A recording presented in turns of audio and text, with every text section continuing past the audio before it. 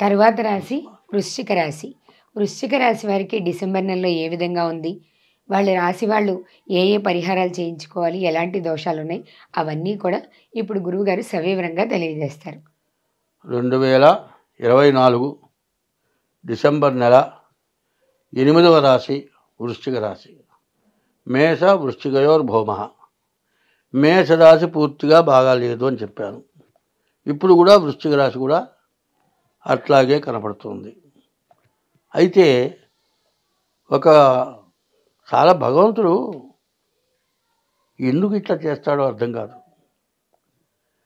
అన్ని రాశుల్లోకి అన్ని గ్రహాల్లోకి కేతువు చాలా విశేషమైన గ్రహం. కేతుస్థిఖి ధ్వజోధూమ్ర ఉత్పాతో బహురూపకృతుట. కేతువు బాగుండకపోతే చేయరాని పనులన్నీ చేయిస్తాట. ఎట్లాంటి పనులు చేస్తారంటే ఎంతో జ్ఞానం గల వాళ్ళు కూడా చాలా తప్పుడు పని చేస్తారు. ఈ మధ్య ఒక ఆమె గుడ్డలు ఇప్పుకొని రోడ్డు మీద కూర్చుంది. ఎందుకు కూర్చుందంటే ఆడవాళ్ళని వేధిస్తున్నందుకే కూర్చుంది తప్పితే తప్పు మాత్రం కాదు. ఆమె తప్పు చేసినట్లుగా చాలామంది బాధ పెట్టారు. బజార్లో గుడ్డలిప్పుకొని రోడ్డు మీద కూర్చుందన్నారే కానీ అంతకంటే నీచంగా బతుకుతున్నారు. వాళ్ళ సంగతి ఎవరిని ఆలోచిస్తున్నారా? కేతువు అంత జ్ఞానం గలవాడు. కేతువు బాగుండకపోతే గుడ్డ కట్టుని కూడా తెలియకుండా పోతారు. మరి ఏం తప్పు చేస్తున్నారో కూడా ఆలోచించకుండా చేస్తారు. అదే మంచి వస్తే ఎంతో మేలు చేస్తారు. ఇవన్నీ జరగడానికి కారణం ఏంటంటే ఆ గ్రహాల యొక్క ప్రభావం. ఈ రాశికి వచ్చేటప్పటికల్లా ఈ వృశ్చిక రాశికి గురువు ఒక్కడు తప్పితే కేతువు ఒక్కడు తప్పితే ఏ గ్రహం బాగాలేదు. గురుకేతువులే బాగున్నారు. ఈ గురుకేతువులు తర్వాత శుక్రుడు కూడా బాగున్నాడు. మరి మిగతా గ్రహాలు బాగాలేవు. ఏకాదశంలో 11 కేతువు ఉన్నాడు. అయితే ఆ కేతువు వల్ల ఎవ్వరికీ జరగనంత మంచి మేలు జరుగుతుంది. జీవితంలో కీర్తి ప్రతిష్టలు కలిగేటువంటి మంచికి మేలు కలిగేటువంటి కేతువు ఏకాదశ స్థానంలో ఉన్నాడు. వాటిని మొత్తాన్ని అడ్డగించటానికి రవి, శని, రాహువు, కుజుడు పాపగ్రహాలు పూర్తిగా విరుద్ధంగా ఉన్నాయి.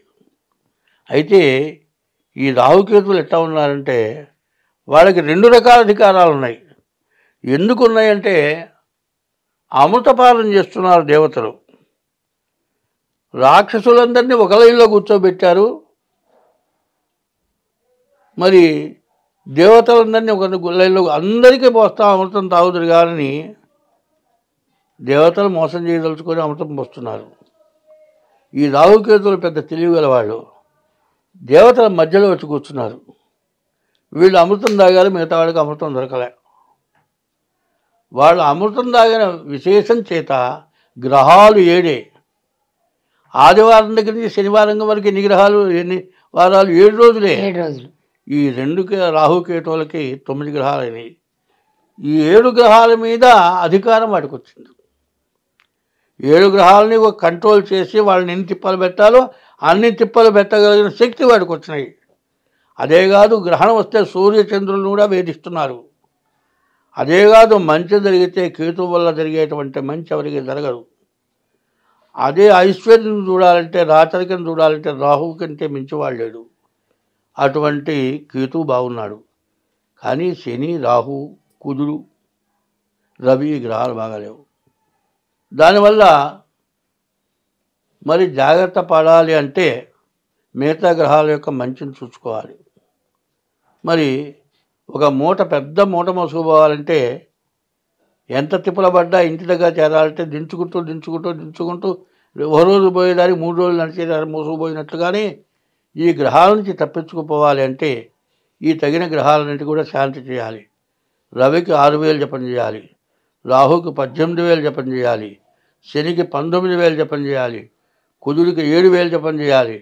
ఇట్లా చేసి వాటికి తగిన దానాలు, రవికి గోధుమలు, శనికి నల్ల నువ్వులు, రాహువుకి మినుగులు, కుజుడికి కందులు ఇవన్నీ కూడా దానం చేయాలి. ఇది 25%. కానీ మిగతా జాతకరీత్యా కూడా చూసుకోవాలి. ఇట్లా చూసుకొని చేసుకుంటే అన్ని విధాలా బాగుంటుంది.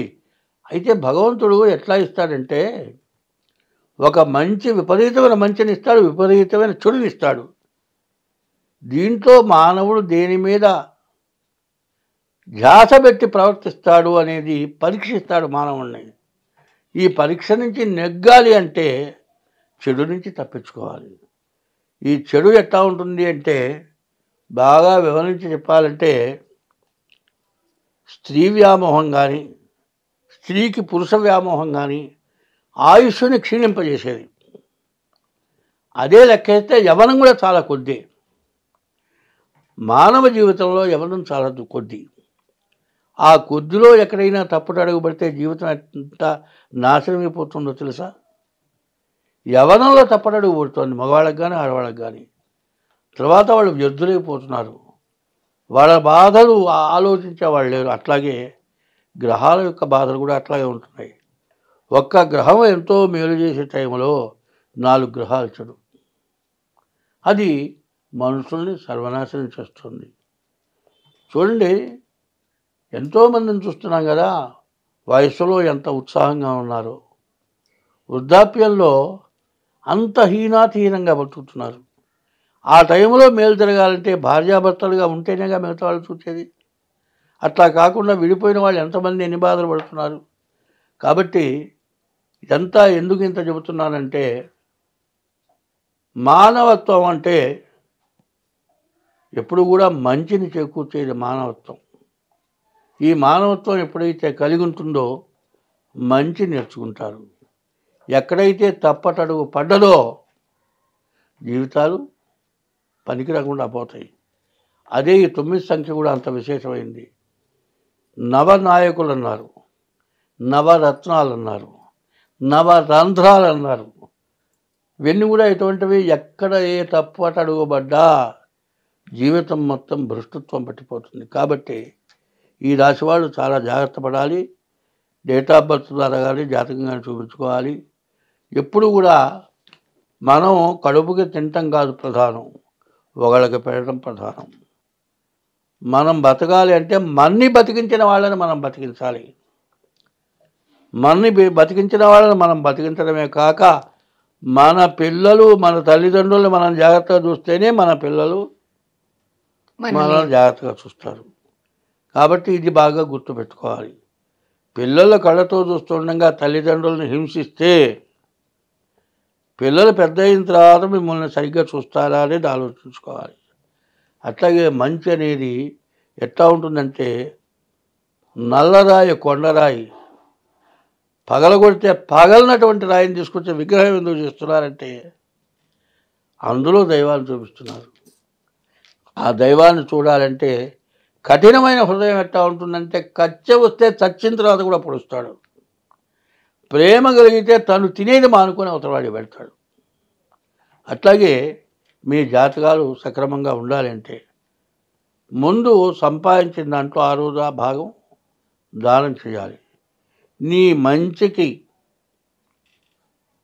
2 రకాల 3 రకాల గుడ్డలు కట్టుకున్న పర్వాలే, 100 పట్టుచీరలు లేకపోయినా పర్వాలే. నీ జీవితం సక్రమంగా ఉండాలంటే నీ యొక్క భవిష్యత్తు ఏంటో ముందు చూసుకోవాలి. కొన్ని సంవత్సరాలు పట్టుచీరలు కట్టుకొని చివరికి ఎవరన్నా ఇచ్చిన గుడ్డలు కట్టుకునే పరిస్థితుల్లో ఉన్నవాళ్ళు కూడా చాలామంది ఉన్నారు. మొత్తం పోగొట్టుకొని అది మంచి ఇది మంచి అంటే మీ జాతకం సక్రమంగా ఉండాలి. స్వస్తి. ధన్యవాదాలు గురుగారు.